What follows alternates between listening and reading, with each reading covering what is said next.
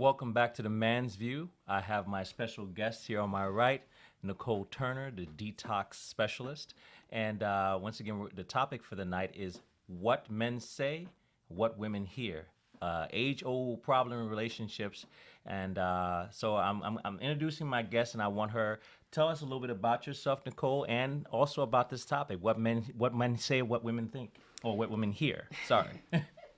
Well, as he said, I'm Nicole Turner, the detox strategist. And as a detox strategist, I work with individuals and organizations to deal with those toxicities that are keeping them stuck in life.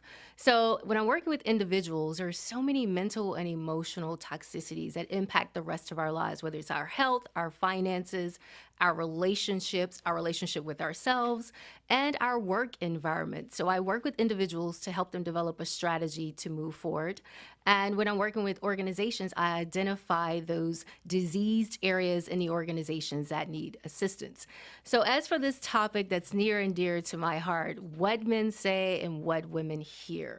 There's so many challenges in relationships, and communication is the main one. It's not just verbal communication, but it's also our mannerism, our nonverbal communications that are often misunderstood because sometimes your words can say one thing, but your body language is saying something totally different. So we need to get to the root cause of this issue.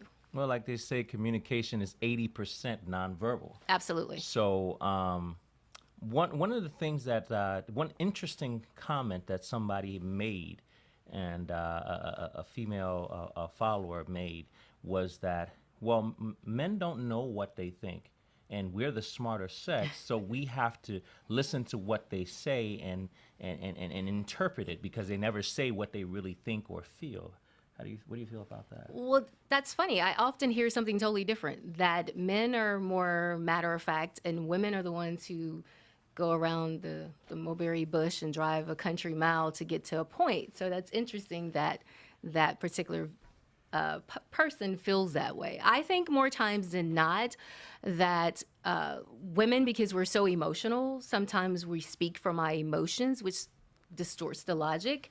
Guys sometimes would rather avoid a topic to kind of like save your feelings or to say, oh, well, if I say this, Nicole may take it a certain way. And I kind of don't want to push her out the way because I need that collateral over here just in case it doesn't work out with this other thing I'm trying to do. So in some instances, both are guilty of not expressing what they really feel. But oftentimes, I think it's probably more of the women. We're afraid that if we say it, oh, he may not like us, or, he may not want to talk to us. So I kind of agree, but at the same time, I disagree. Okay. I mean, not necessarily my view at all.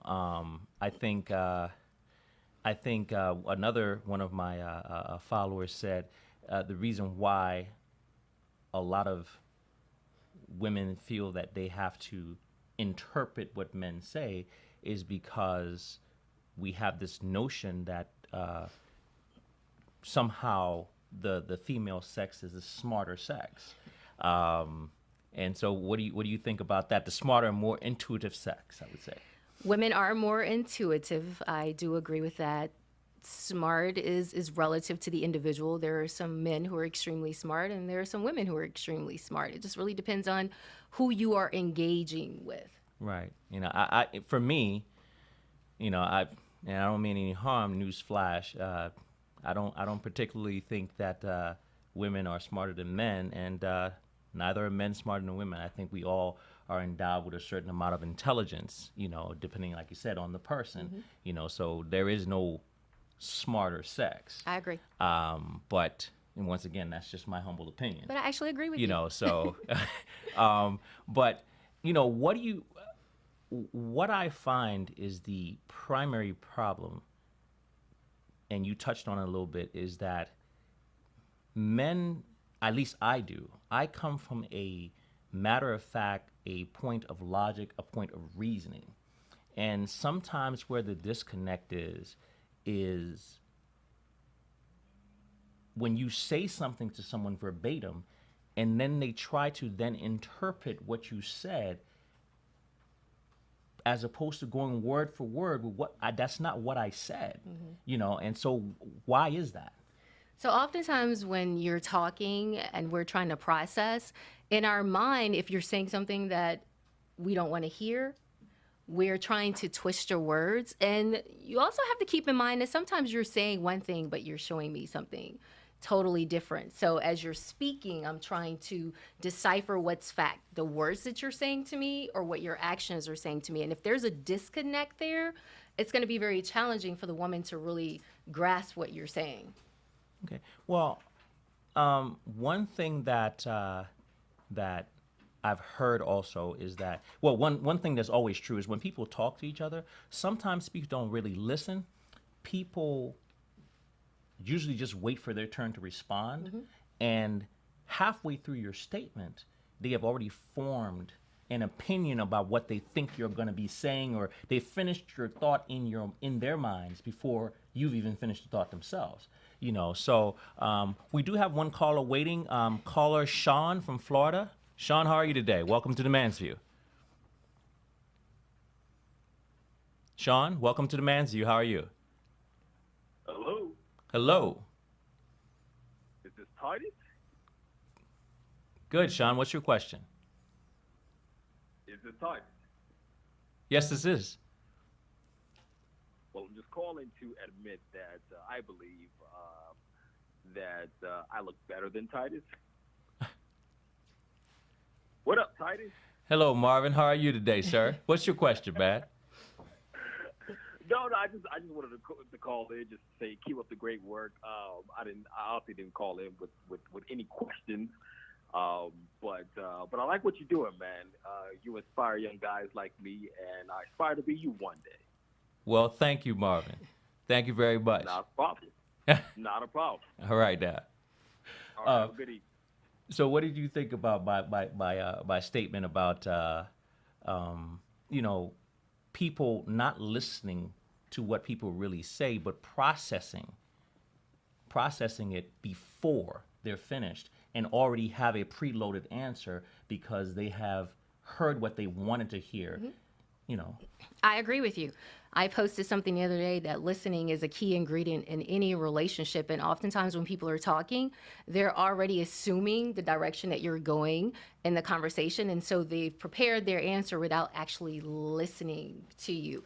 And that happens so often, not just with women, but also with men. And people are like so quick to interject what they think you're going to say that they're not really listening to you. Yeah, people hear and see what they want to see. Yes. The other thing that I've also noticed is that when people talk to other people and they see people's actions or they hear people's words, they run people's words through the filters of their past relationships. And the song we played on break, Previous Cats by Music Soul Child, is very indicative of what happens, because people will come into a new relationship with baggage and will deal with people on the same standards that they had with other people. So what do you think about that? Oh, that happens all the time. I remember I was once dating this guy, and I told him, "There's no room on this plane for my luggage because of all of your baggage." I don't get a clean playing field. Everything that I'm doing is based on what Sue and Melissa and Mary did. So a lot of people do come into relationships with the carry-ons from previous relationship, the residuals. And part of the reason is they didn't take the time to decompress. A lot of people are so afraid of being alone that they just jump from one relationship to another.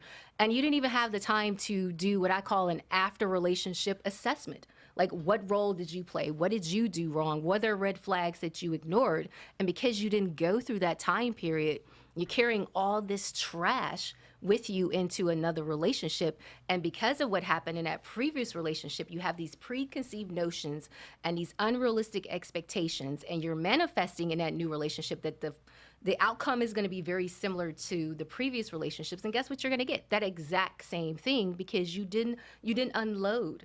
And so many people do that. Well, like the saying says, a lot of people recycle their experiences because they never change their approach.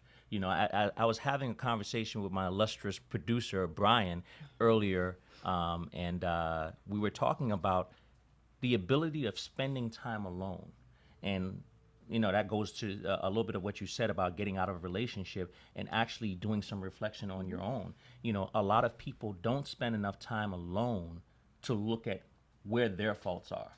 What did I do wrong? Everybody wants to focus on other people and jump to the next relationship without actually taking honest inventory of why did this not work?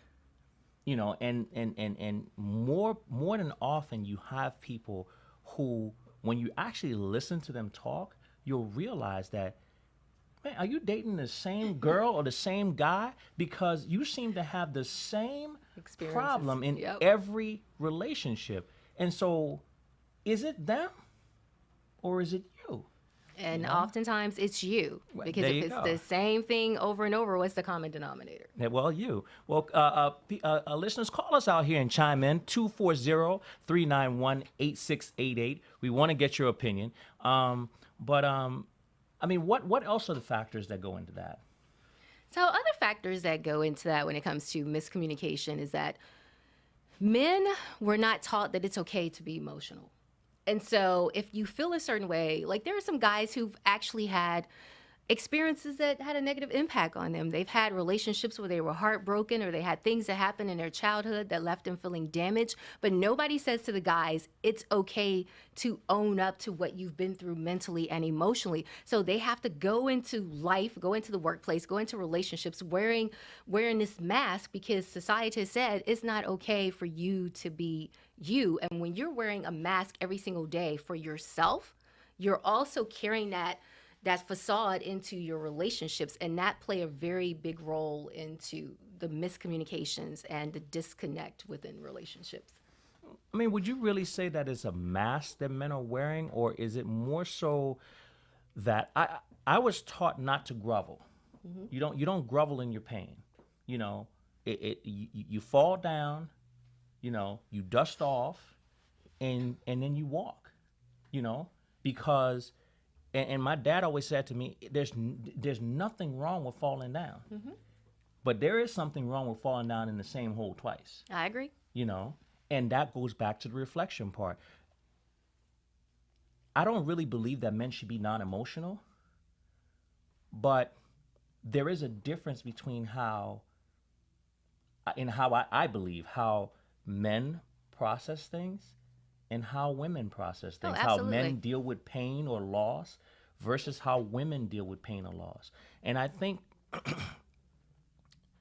in today's society, we're trying to bring the two sexes closer together by pretending as if they're the same, when in actuality, that's exactly why we work so well together, because we are different.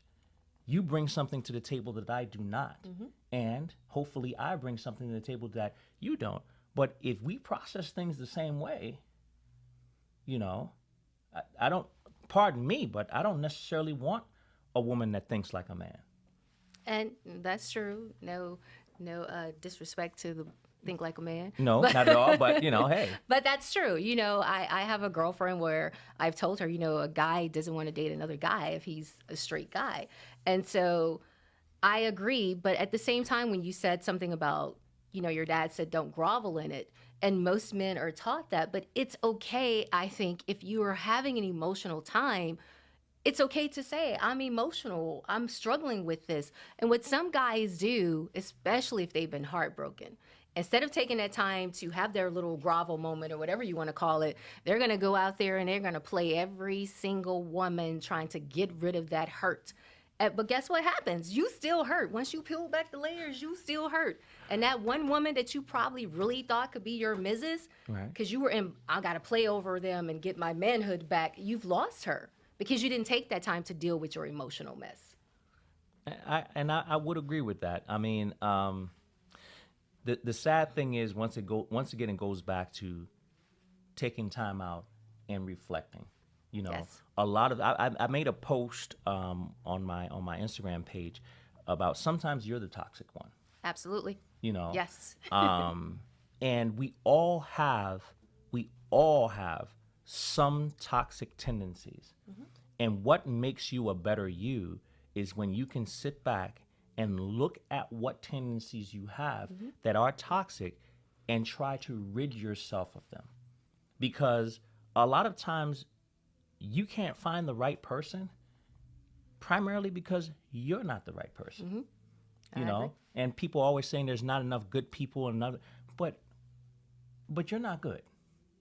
But you're expecting to find good, you know. I agree. A lot of people are that way. And a lot of people are very low on the self awareness scale. And in my latest book, Detox Your Relationship, there's a section in there where I'm screaming, I am emotionally dysfunctional. So everybody who's reading that book is aware that I am emotionally dysfunctional. And part of my journey is being very transparent. I can't help you with your relationships if I'm pretending like everything is perfect with me. And sometimes people beat themselves up because they think they're the only ones going through something. But it's okay to say, hey, I failed at this, or hey, I need help with this. And so many people don't do that. They're very busy playing the blame game. They are very low on the accountability scale. They're very low at looking at themselves in the mirror and owning up to their mess. So I 100% agree with you. I think there's this need or want for people to pretend to be perfect, and honestly, that in my opinion, you can inspire people with your imperfections. You can let people know, especially when people look up to you or you're in a certain position, that, hey, you know what? It's not all roses over here, but I just make it smell good. You know, I got some dandelions mixed up in here, but it's okay. You know, but this need to have, perfection from how people take pictures on Instagram with the filters and the this and the that. You know, nobody really wants to show their true self. They want to show you, as I say, everybody wants to introduce you to their representative. Yes. You know, Especially in relationships. exactly. That's how they start off. You know, when I used to go out on dates, I used to laugh with friends and say, they say, so who did you meet? Oh, I didn't really meet the girl I went with. I met a representative. The person she aspires to be, because after one or two questions, you realize that the representative shifts depending on the question, and Yes. depending on how bad that representative wants you, they will shift and morph. And people sometimes just have to be real. So we're going to take a quick break, and please give us a call, 240-391-8688. We'll be right back with Nicole Turner, What Men Say, What Women Hear, on The Man's View.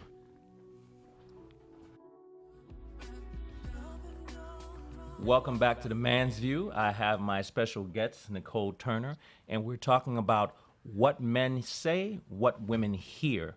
And before we while we're on break, we actually had a good conversation, and I would like for you to expound a little bit on that. The whole notion: men are from Mars, women are from Venus. And the differences with how we process and deal with our emotions and stress and what have you.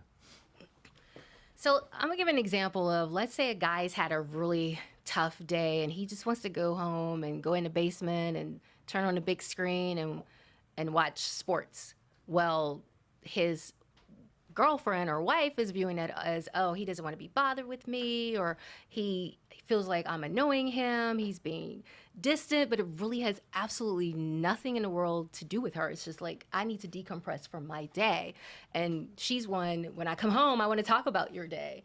And so that's one of the differences with being from Mars and being from Venus. Women, we want to share, we want to talk, we want to hear how your day was, how you're doing. And you guys, when you come home, you like, I need some time. I've been carrying the world on my shoulders. I had to deal with a crazy person in the office, and I just need some me time.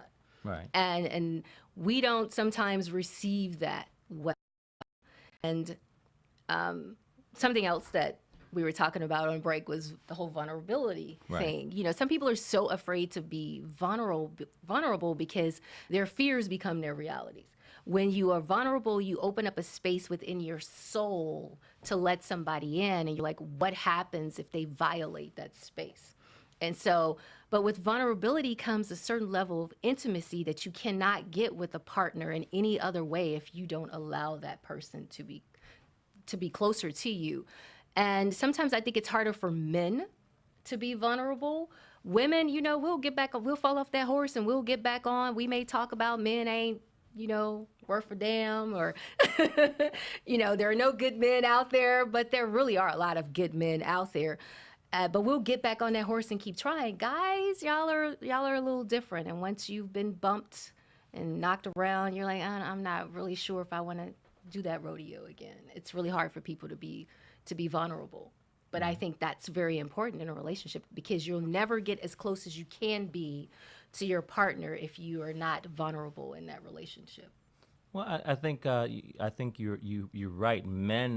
Men have a take failure or lack of success a lot differently, and like we said, we internalize things a little bit more, and we're hesitant to let people know our true feelings because sometimes when you expose those true feelings, then now you've let somebody into into your inner self, the things that you're afraid of, the things that make you tick, and in a lot of instances, for a man to trust somebody with that information, okay, that weak point, it can be difficult. It can be difficult, and I think it's a process of growing. It's also a process of trusting your partner. And the unfortunate thing is, I think sometimes in some relationships, some people want a certain level of trust and that information too fast.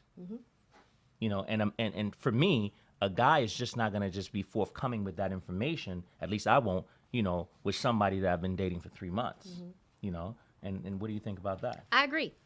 It's not a Drake song. You don't need to go from 0 to 100 real quick.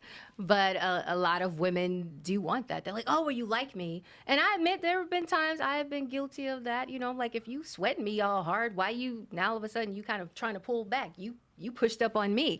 So yeah, more times than not, women need to feel it's that level of reassurance. So if you're opening up yourself to me, then I feel reassured that you're into me and you like me and you want to go somewhere with me. But if you're shielding information, the lack of information, where there is no information, one thing that women are guilty of, where there is no information, we will create information, and more times than not, and that is created a problem. Information is not the case.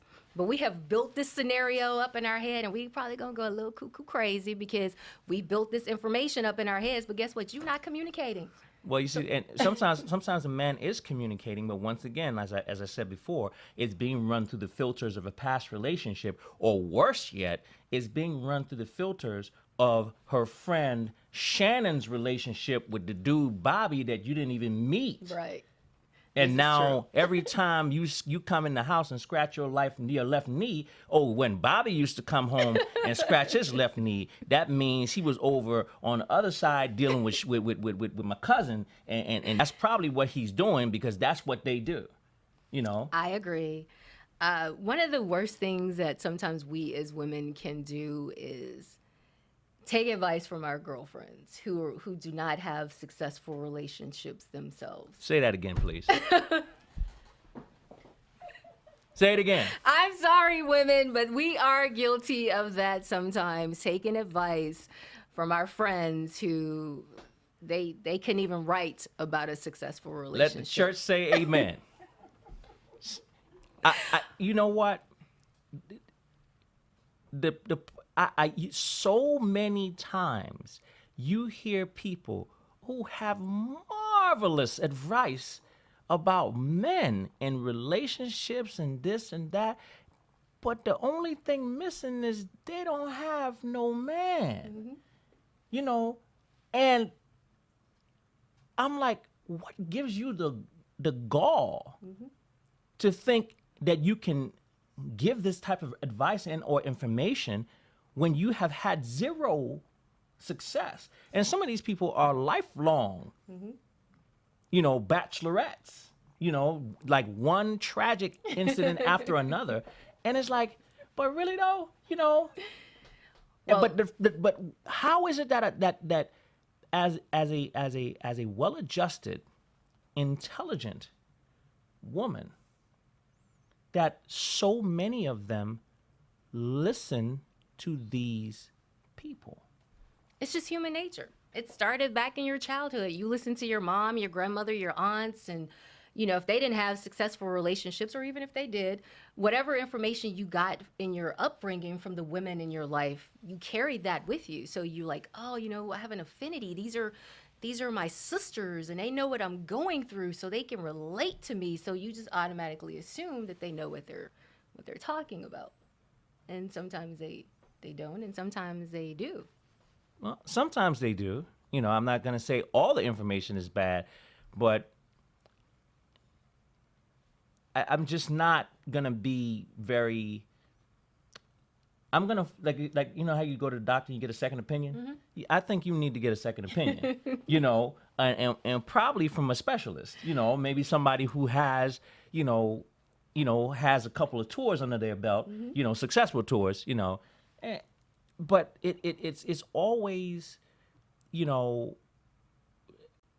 main thing that gets me is when people try to interpret what someone says verbatim. Once again, coming back to the logic thing versus emotion, and how do we fix that? Because a lot of times when guys are speaking from a logical place, we're listening from an emotional place. But how do we fix that? What would you recommend to someone? Number one, what can we do on our end to fix it, if anything, and what is it that a woman is supposed to do, understanding that a man is usually going to come from a point of logic and you're coming from a point of emotion? How do both parties fix that or bridge that gap? Well, I think one of the ways you can fix that is by what we've already talked about, listening. Because oftentimes we'll tell people what we need, how we feel. And let's say, for example, if a woman's saying to a guy, I really need you. I'm big on good morning text messages, right? So if we're in a relationship, I need to get a good morning text message. But you're not sending me a good morning text message. Clearly, you're not listening to me. And that's a problem. So I think that listening is one of the biggest issues, because yes, when men are speaking from a logical place and women are listening from an emotional place, at some point you have to be willing to meet that person halfway. You have to be willing to say, I care enough about this person to want to meet their needs. And of course, you can't meet every single need that a person has. And I'm not saying completely change who you are at your core to be what this person needs you to be, but there are some things that you can do in the relationship that will help the communication. And one is listening. And the two is really, and I briefly touched on this, is love language. How does your partner communicate from their love language? Are they a person who needs affirmations? Do they need gifts? Do they need compliments? What do they need in order to hear what you're saying to them? And I think a lot of people, let me say this. First of all, so many people are in relationships and they're not friends. And just like you can talk to your guy friends and I can talk to my girlfriends, a lot of people feel like they can't talk to their mates that way. But if you start to look at your mate as your best friend and not just your mate, that completely changes the dynamics of communications, because you'll be able to talk about whatever and not feel threatened by, let's say, for example, I'm walking down the street with my boyfriend and he says, oh, she's dressed really nice. I really like. Some women will be like, oh, are you saying she dressed better than me? Me, I'm like, oh yeah, I really like her shoes. I'm liable to tell, girl, those are some bad shoes. But not everyone receives it that way, because they're automatically on the defensive in a relationship. They're automatically bringing the residuals from the past relationships. So I think, one, seeing your mate as your friend and communicating with them, like, of course you can't tell them every single thing, because that may create problems, because there are some things you can only tell your boys or your girls or yourself. But if you communicate with them, some people go into relationships and they miss that whole friendship part.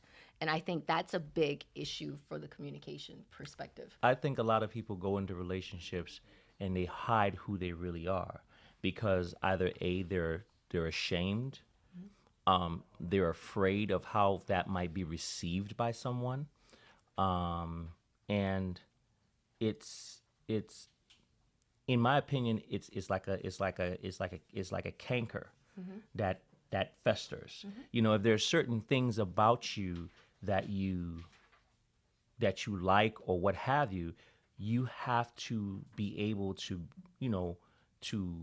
express those things to your mate, especially if those things are things that are integral to who you are.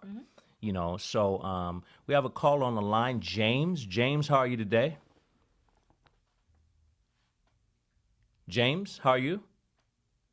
I'm good, yourself? Great. What's your question, James? And thank you for calling the Man's View. Oh, not a problem. It's a pleasure. Actually, I don't exactly have a question. It's more of a comment. Listening to you and your guests, I think this is a very interesting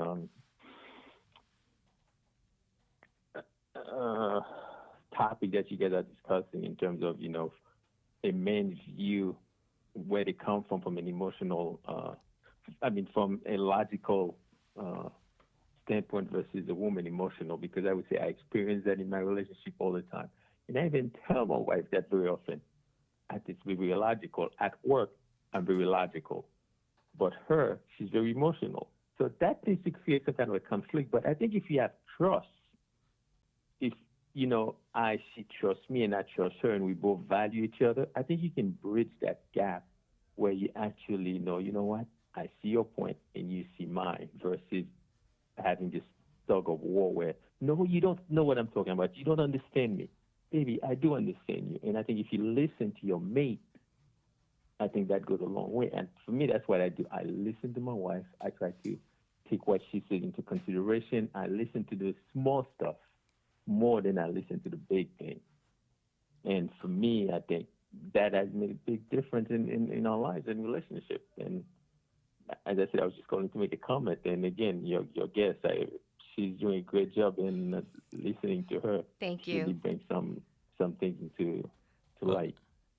well, yeah. Thank you, James, for the comment. But once again, that goes back to what we're saying about communication, about actually listening, because and what we're talking about bridging the gap. Um, a lot of times between the sexes, we're not going to see things the same way. But one of the best ways to understand where someone is coming from is to put yourself in their shoes. Listen to as he said, the small things that they're saying. Not necessarily, sometimes somebody will say something, but what are they really saying? What is the little detail that you're missing? And sometimes we as men tend to be big picture logic people. And as you say, women can be a little bit more in the details. So when somebody's saying something to you, you have to boil it down. For me, in a relationship, I boil it down to say, okay, what is she really saying? What is really the gripe? In some instances, right, it's just emotion, right? And some of the emotion you can deal with, some of the emotion you can address, some of the emotion you can put in perspective for her. But in a lot of instances, also, as we said before, you have to move a little bit more to the center, you know, and if you really care about that person, to ease their particular concerns, because you can't just make it seem as if it's irrelevant because you're coming from logic and she's just being emotional. Yeah, I agree. It's very important to be able to step outside of yourself and put yourself in your mate's shoes, because we tend to be very subjective. And in being subjective, we're thinking about our own personal feelings and our own personal thoughts, but there are two people in a relationship. So you have to have the capability of stepping outside of yourself and saying, "Oh, well, I can kind of see how Nicole felt this way had the shoes been on the other foot." And I often say people don't understand the ramifications of their actions until they're on the receiving end. Right. Yeah. And so if you are dishing something out and you're not understanding why I'm acting a certain way, and I'm trying to articulate to you what you did to hurt me, but you're still so focused on how you would have reacted. But we're, as you've already said, we're two very different people. So you can't think about how you would have reacted. You have to be open to receive what my emotions are and why I feel that way. Okay. Um, well, once again, it comes back again to taking the time to listen, Yes. to really listen to each other, and to, you know, you have to care enough. You have to care enough about your mate to want to know, So And I think some people take it for granted that once I got you, I don't I don't have to be as attentive, but you do have to be as attentive. The same things that it took to get that person, you needed to keep going. Okay.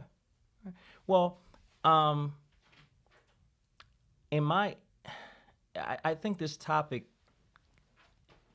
you could talk about this topic for days. Yes. But what I draw from this is that we have to, as people, as mates, as as people involved with each other, care enough to listen, care enough to want to make the relationship better, you know.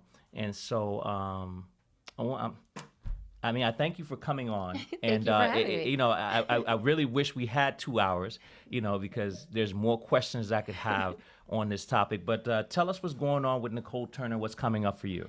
So, coming up on June 18th at Hyattsville Busboys and Poets, I have a battle of the sexes, what men say, what women hear, with 4 male panelists, 4 female panelists, a comedian to kick it off. And then, of course, we're going to have some questions from the audience after I, the moderator, give the panelists my questions. On Friday, this Friday, I will be on Roland Martin. And on Monday, I will be doing a Battle of the Sexes game with the host of Good Morning Washington. Okay. So I'm a little busy. Yes, yes, you are. A little busy is an understatement. You know, congratulations Thank on you. that, and I hope that that it all pans out. You can once again catch us on social media at TitusUnlimited.com, and you can also catch you where? On Instagram is Detox for Your Life. The 4 is FOR, but on Facebook and Twitter, the 4 is the number 4, Detox for Your Life. Okay, and I had a thing for you guys to take with you, and I think it's going to piggyback off the conversation that I had with my producer earlier when I walked in about taking time for reflection. You know, and me and Nicole, we talked about this earlier today. You know, we need to stop jumping from one situation to another situation and slow down and look at ourselves. A lot of times when we get in relationships and we always want to focus on what the other person did. But sometimes you have to look at yourself and say, okay, what part did I play? Because you really can't control what other people did. But if you control your part, then the element that you played in that relationship, you will eliminate that element from the next interaction that you have. And thereby, automatically, the result has to be different because now you have removed your toxic part and now you're dealing with a total new person. And the odds of you dealing with an identical person from what you did before, after you have, you know, had some introspect, either A, you will realize that that type of person is just not attractive to you anymore, okay? Because after looking at yourself, you realize that's not what I need. Or B, whatever you were doing that keeps triggering those things in people, you stop doing. And so take time, look within yourself, evaluate yourself, be honest with yourself. You know, I tell people, take 30 minutes to an hour a day where you're quiet. That means no TV, you know, nobody talking to you. Sometimes no music, because sometimes the music even affects your mood. It affects what you say, what you think. It takes your mind in a different area. Just nice peace and quiet. And think about yourself. Think about how you acted today, how you interacted with people, how you dealt with people, what people said to you and how you received it, and were you right? You know, and sometimes you might go back and say, you know what, I didn't handle that as well as I could have. And sometimes you can't change it, but what you can do is change your actions going forward so that you don't do that again. So I urge us all to be our better selves, love each other, love yourself, and until next week, The Man's View, thank you for joining us, and I love you. Good night.